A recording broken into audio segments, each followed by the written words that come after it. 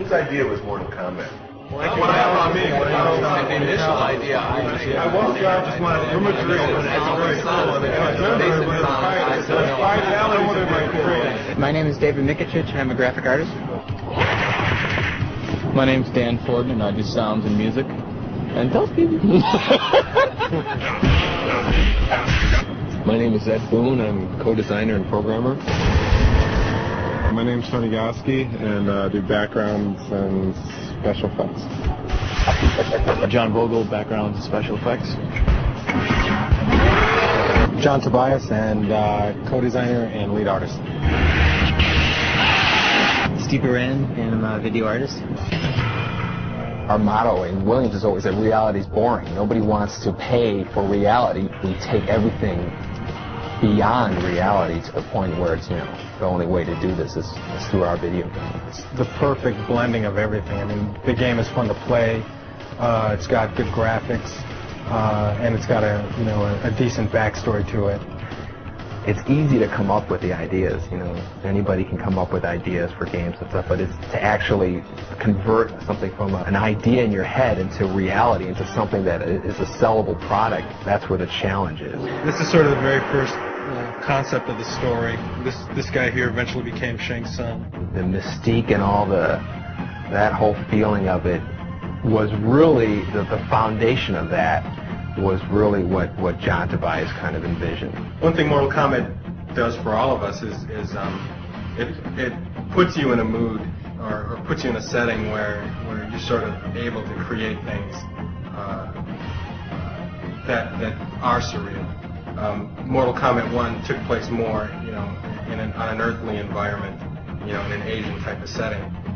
In part 2, we knew that we were going to send our characters to sort of a different world, and so the door was completely open for us to kind of interpret that in any way we wanted. Mortal Kombat 3 has so much hidden stuff, it's just endless, it's just the amount of stuff that we packed in there. Okay, come here. I don't know if I should be telling you this, but I'm going to show you a move, okay? Listen. You can go back, forward, back, and then down, and then push the run button. And if you do that really fast, I'll be your friend forever. The button and joystick combinations were the expected. Everybody would start looking for them immediately, and that's when I believe Ed came up with this whole sort of combination lock system. There's 6 little boxes, 3 of which are controlled by player 1, 3 of which are controlled by player 2. Try different combinations of those 6. There's a million possible combinations to see what can be unlocked in the game. And then there's John Vogel. He did backgrounds for part 1. He did some stop motion animation stuff for part 2, and he did some backgrounds in part 3. He worked on backgrounds along with Tony Goski. Tony's probably one of the most respected artists in this department. He's probably one of the best artists in any industry. And he conceptualizes backgrounds as well. This is the Soul Chamber, and this is where the Soulnado. He never ceases to amaze us. Steve Moran worked on Mortal Kombat 3. That was the first one he worked on, and he did the character graphics with John Tobias. I like doing stuff that's actually kind of shocking. Not so much violent or anything, but just stuff that gets a reaction. Dave Mikic, he's like our resident 3D expert. He kind of got everybody up to speed on doing 3D stuff, and he can crank out anything using a 3D program faster than anybody in the world. It's important for Mortal Kombat fans. Dan shows you cool stuff every couple of days. He just comes in and you go, great, this is awesome. And he's a lot like Ed, where I just have this confidence that he's going to go away and come back with something spectacular. That's the Johnny Cage Nut Crunch, I believe. Didn't someone make a candy bar, Johnny Cage Nut Crunch bar? John Tobias and some of the other guys from the Mortal Kombat team happened to just come up to me and, kind of poke on my arm and say, do you want to do a character? And I said, oh no, can I do a character? And he said, yeah, I'd love to have it. People don't realize that there is a lot of work done in the actual characters and their costume. I've never asked John for a character that looks like something. He shows me something and says, what do you think of that? And I go, that's great. See, the inspiration, I think, for a lot of the characters come from all over the place. I mean, They come from movies I've seen when I was a kid. They come from books I've read. I mean, everybody gets inspiration from somewhere. I started out with NBA Jam as a cheerleader, and then I went to Revolution X as Mr. Helga, and they asked me to do Mortal Kombat. They needed a new Sonya. So I said, sure, I'd love to do it. Pizza man. When I was a character here, that sort of like funded me going to school because I wanted to be an artist like all my life. As with all the Mortal Kombat games, the characters are definitely the most interesting of any fighting game. Hey, get out of here, man. It's supposed to be... Between Sector and Raiden, who would win? Raiden would win. Sector's got it in the bag. Raiden would win. Not even trying to... Sector, no. We're going to settle this outside, man. Come on. Good word now, buddy. Come on, pal. Come on. Well, let's see. A character would probably first start with me sitting down, staring at a blank wall for a little while, and then after a while, something will hit me, and I'll just start sketching around different ideas.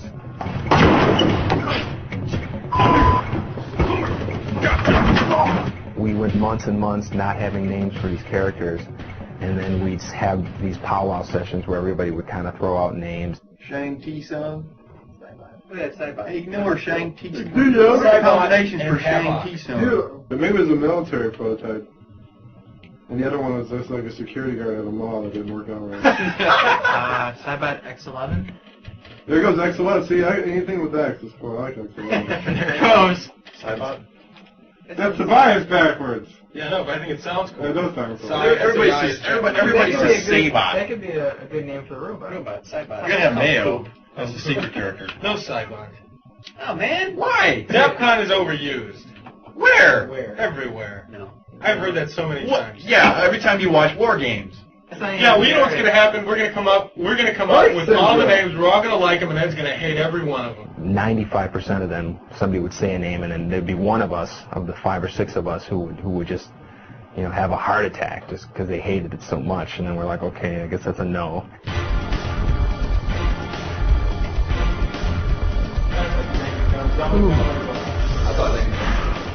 That's good.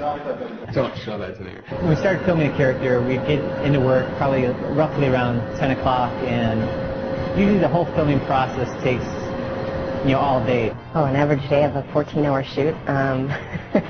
Let's see. Well, we came in and got into makeup. It didn't take too long for Sonya. She doesn't wear much. And then we have a list, a huge list of animations, kicks, punches, uppercuts, and then the special moves and stuff.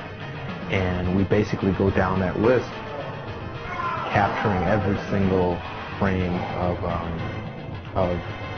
them performing these moves. Hi, Raiden. Hi, Sector. 1, 2, tap.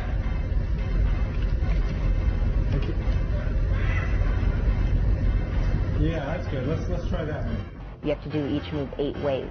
As you see, a joystick goes 8 different ways. So if I was to do a front kick, I'd have to do it frontwards, backwards, sideways, and diagonal 4 different ways.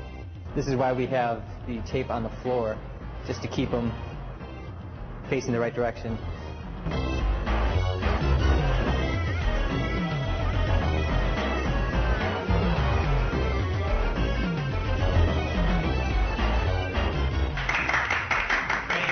Here's the camera that takes in the signal. We run signals into our Betacam recorder, and we also run a signal here into our PC. And then on our PC here, we have one of our boards connected to that. And also, this is where we do the actual grabbing of frames to be digitized. You can kind of see our talent out there, and I'll really quickly grab some images of them. That's good, Tony. We're able to click through frame by frame, delete the frames we don't want, keep the frames that we do like. As a matter of fact, you know what we should do? It's shove them. We should shove them. We should have done that from day one. Somebody just push them real hard. We should all right, now the next animation, just stand there. Push.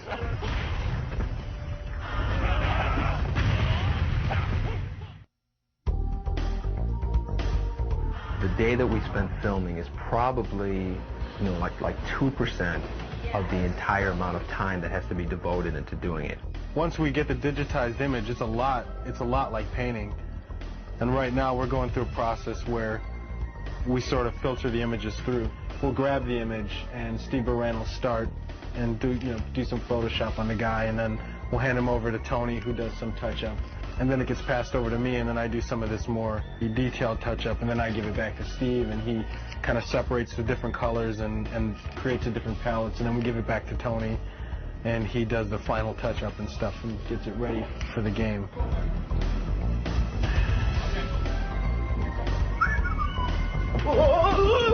I did a drawing of this and everything. In 3D, you can make it any size and any lighting, any angle you wanted. Dave Michich did this, the 3D version. It's just ornamental, it's just like kind of a really neat background thing. But I was telling Ed about the story, like it's a soul cage. I'm working on a friendship move for our Shigoro character. That's her tentative name. She doesn't have a real name yet. Her move is she's going to turn around and she's going to pull out sort of plates and little sticks, and she spins the plates on the sticks and balances them on her hand, and she does this with her back towards you. Shiva wins. Friendship. This is Shang Tsung morphing into the robot ninja, who we call Ketchup right now, because right now there's a red guy and there's a yellow guy, so we call them Ketchup and Mustard.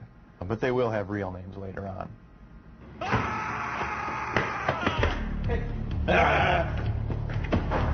And then you know what? And then we can give them numbers, so if you poop on you too, Right. Whatever can possibly happen in the game, I have to program the game to be able to do that. As you play the game when you first start, the computer's very dumb. It'll just stand there, it'll let you beat it up. And then as you fight the second guy, it'll get a little smarter, and the third guy a little smarter. And it has to be progressive. It has to be something that's, a smooth increase in the difficulty. Because if you play the game the first time and the computer kills you, you're not going to want to play it again. There's comfort in knowing that the other person is doing their job beyond your expectations. The good thing about working with that is you can hand them some artwork, and you can, you'll see it in the game pretty quickly. Time! You tell me time!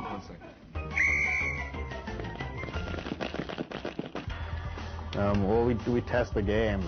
When it comes close to the time that the game is done, they have us come in and we just play it. We play them all day long and look for bugs. The difference between Mortal Kombat 2 and Mortal Kombat 3 is that they added a run button, and when you use the run button, it makes you aggressive towards your opponent.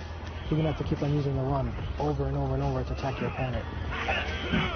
What we're going to show you now is a few simple combos that'll get you started playing. A lot of characters have a simple combo with kicks, which usually involves three presses of the same button. Like Cyrax has, you press high kick twice and then back and high kick for the final hit. He does 3 hits and knocks the opponent away. My favorite move would probably be Kano's chokehold. It'll be down towards low punch. One of my favorite codes is disable blocking. Each player presses block twice when the code things come up on the screen. And it turns off blocking, so you can't be a defensive player. You have to play offensively or you're going to lose, because there's no way you can block anybody's hits. This is the sound area. This is where they make all the sounds for the games. You try to imagine the action of playing the game and what the music's going to do to get you revved up. Ed gives me a videotape of just sort of scrolling through the backgrounds. I just look at that and try to get some idea about the kind of mood, the kind of setting that we're trying to represent. Now this one in particular, I was thinking, well, this reminds me of Mortal Kombat 2. It's got that very dark, outworld feel that looks like Goro with this green thing in his mouth. Yes, I do know martial arts.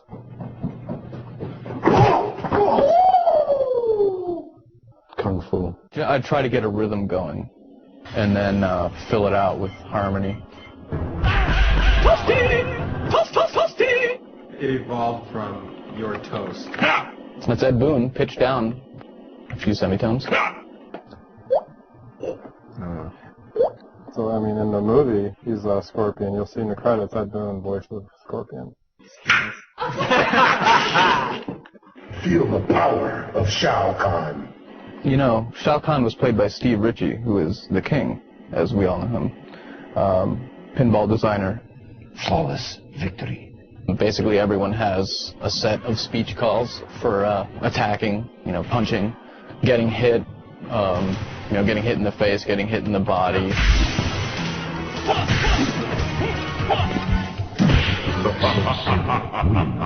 We do the arcade version, which is the original one, and then after that's one's been out for about a year or so, and then they start converting it into the home platforms, that's where you get the Sega Genesis, the Super Nintendo, the PlayStation, and all that. Well, the Chicago guys send us the assembly source code, and then we go line by line and convert it into C. Yeah, so Dropshipped us all the original artwork that they did, all the finished artwork that went into the game and their file formats, and then it's up to us to rip it out and figure out what file format would be best to use on our PlayStation and convert it down and make it work. We have one piece of hardware that has a particular size of RAM and a CD-ROM, which is in the machine. And so what you have to do is you have to decide what chunks of sound data have to come off of the CD-ROM into the RAM of the machine, and at one point in the game. The quality on the PSX is better. It's stereo 44:1 sound, just like you'll buy in any music store, CD shop. It's the same stuff. One of the most amazing things I think we found in the game that we couldn't believe was the fact that Shiva was a stop-motion puppet. When we were originally just looking at the artwork, we were just saying there's no way. I mean, we see like muscles rippling. It looks like her face is changing. It just looked too real. One of the codes, if you, on the briefcase screen, if you push the third symbol down 1, you'll get a new exclusive PSX code. Don't think we're going to tell you what it is. It's cool, but find out on your own. Who's the best? Who's the best? Who's the best, man? Who's the best, man? You're the best, man. Oh, man. You're the best, man. Ray's the best. Ray's the coolest. No, man. Ray disappears and he's like flying and getting teleporting. Set that up. It's all an illusion. It's all an illusion.